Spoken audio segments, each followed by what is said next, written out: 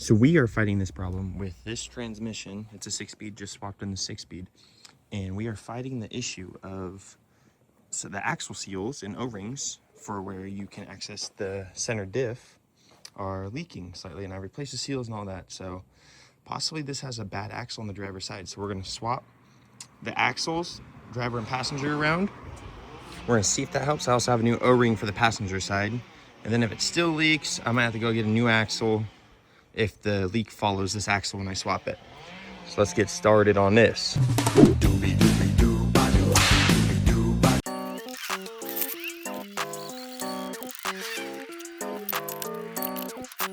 So the leak that I have on the passenger side is coming from this seal right here.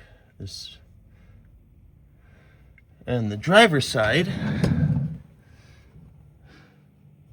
has one coming from this seal where the axle goes in. I already replaced the seal and this seal on the driver's side, so I'm gonna try switching axles and see if the leak follows.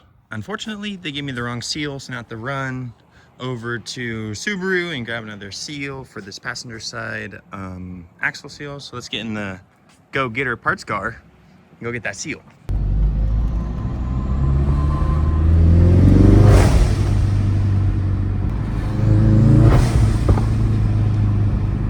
Package secured. Now we gotta start tearing this thing down.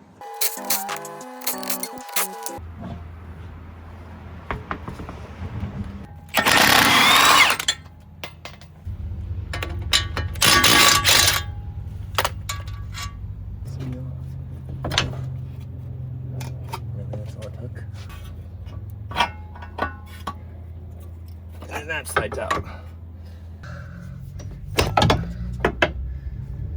So right now I'm marking this because you see this pin right here. There's little teeth that hold this and keep it in place. So I'm gonna mark this and then count the revolutions it takes to spin off. So when I put it back on, it's the same amount of revolutions.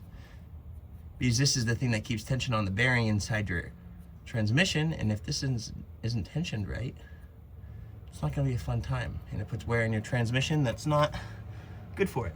So mark it out and let's pop that off. 7. Oh yeah.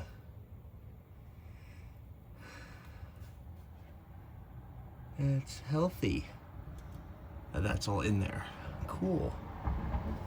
But it's out. 7 turns. So we'll put the white dots back at the top when we put it back on. And then 7 turns, we'll tighten it all up.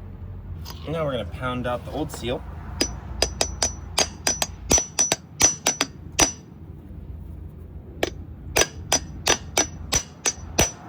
Like that. And here's the old seal. So yeah, as you saw, it lost that little steel insert. So that's one issue. Next one, we'll pop this seal off.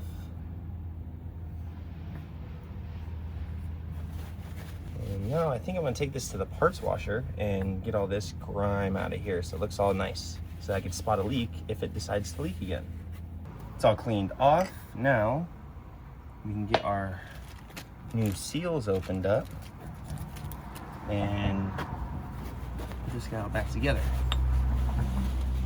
I'm gonna be very careful hitting this guy in, so I'm actually gonna put the old seal on top of it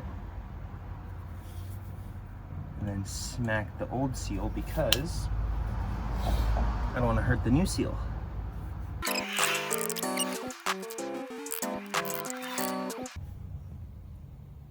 And we can stretch you over and on. Perfect. Now we'll oil this up and the inside of this up, and she's ready to go back in. Successfully reinstalled. Now I want to test because I already placed all the seals on the driver's side. So I'm gonna take the driver's side axle out and see if the axle is a problem and bring it over here and see if it still leaks on this side, and maybe that leak stops with this side's axle, if that makes sense. Just trying to find out where it's coming from because I'm done replacing seals, because as of now, I replaced both O-rings and both seals. So everything should be sealed up nicely, but if the axle's bad, that could have been the problem from the start. But I started with like the little $4 and $8 parts instead of an axle, which is a few hundred. Okay, got the axle switched. Now I'm gonna put the driver's side axle into the passenger side and see if it likes it. Like that. So that's seated. There's that movement, but that wasn't moving the axle or the physical dowel. So that should make the seal. Fingers crossed. It's all new seals, so if not, I'm replacing axles. Everything is tidied up. The wheels are back on, axles are in, everything's tight. So now we gotta lower it down, make sure fluid's topped off, and go for a test drive and come back and see if it leaks.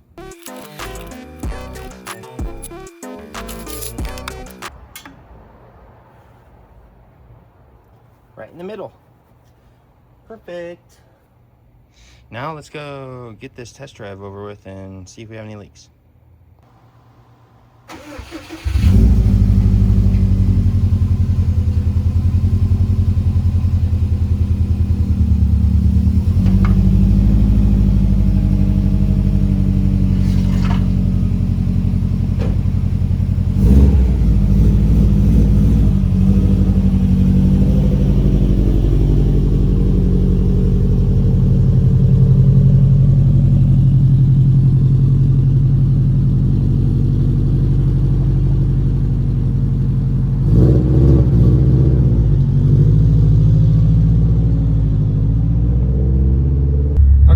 Let's see how the test drive goes, because usually it's when the oil in the transmission is all getting flung around and open up when driving.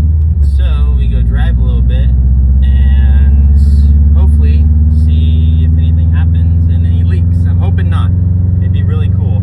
Other than that, the 6-speed swap went pretty well. Did it in, shoot, it was like it was under a day. An afternoon and like a morning getting it done, and then yeah, everything went in fine. It's just these two front axle seals, and axles are the only little things that are leaking. The clutch is great, shift's great, the 3.9 gear ratio over the 4.4 is so much better. It's a usable first gear. Yeah, it just helps a lot with drivability of the car. It's not shift trying to get around town, because how that gearing was, that 4.4. So the 3.9 is a lot better, and the 6 speeds are a lot stronger than the 5-speed.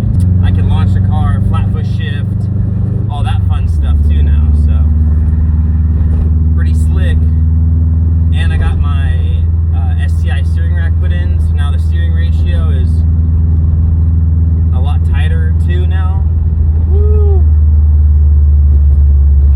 Nice. Now what's next, I guess, is like little like ball joints and lower control arm bushings and all that fun stuff. Those are getting old, but I have some aluminum control arms instead of these old steel ones, so I might throw those in from an STI. And then yeah, maybe some rear lateral links and get the suspension feeling good. Some lockdown bolts for the subframes. That'd be the best. That's what we're going for. Now we're driving around. Hopefully we go take some pictures. I got a new lens for my camera, and hopefully they turn out pretty well. Excuse the dirty car. It is a mess right now, so you're just gonna have to look past that. But yeah, she's dirty. I gotta wash. It's bath time. It's been a busy month. Here are the cool pictures now.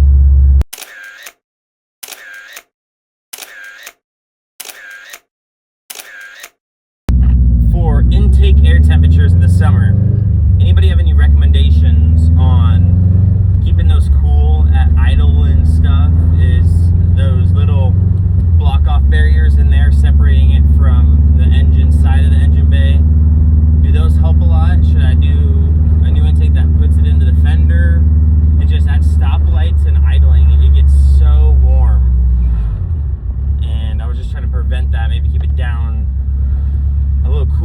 it's at a light. I understand it's a black car and heat and all up in there, but I was wondering if anybody's found a secret sauce for keeping that cool. Back from the drive, we gotta wait and see if it slowly seeps out. No leaks yet, I just looked under it, but we'll wait 30 minutes and see if she's leaking. Chew with me.